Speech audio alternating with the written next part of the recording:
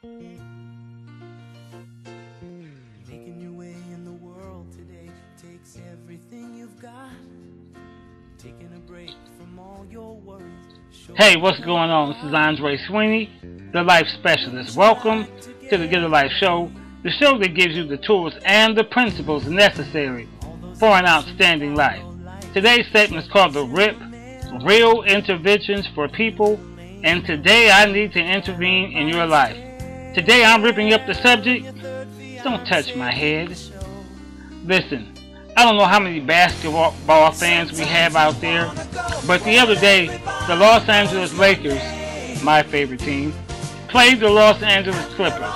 And if you know anything about basketball, you know that the Lakers have beaten down the Clippers for the last 35 years. We have totally annihilated them. But this year, it's a new ball game. This year, the Clippers are better.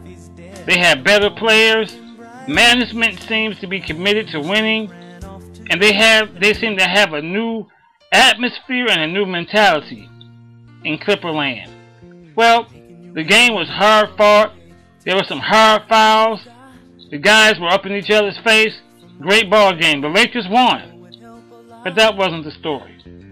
At the end of the game, after a hard fought game, Pau Gasol, power forward for the Lakers, went over to Chris Paul and rubbed the top of his head. Now, Pau Gasol is 7 foot tall, and Chris Paul is barely 6 feet. When Pau Gasol rubbed the top of his head like he was his little baby brother, as to say, good game, but we won, Chris Paul reacted very negatively and began to try to rub Paul's head. And after the game, Chris Paul said, listen, I understand you might not have meant it in a bad way, but you don't touch my head. You don't rub my head like I'm some little kid. And you know what, Chris? Even though I'm a Laker fan, I feel you, man.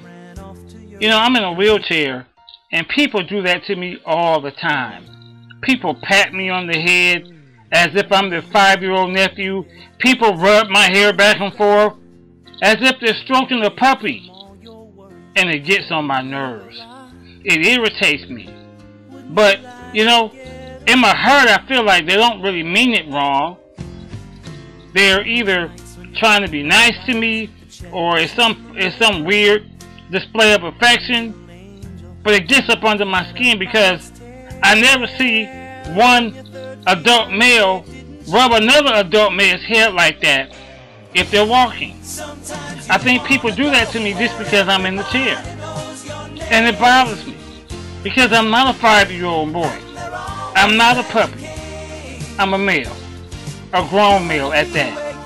So listen, next time you see a person in a wheelchair, shake their hand. Pat them on the shoulder, pat them on the back if you have to. But don't rub their head like they're a genie lamp. It really is irritating. I'm going to tell you like Cedric the Entertainer once said. I'm a grown man, dog.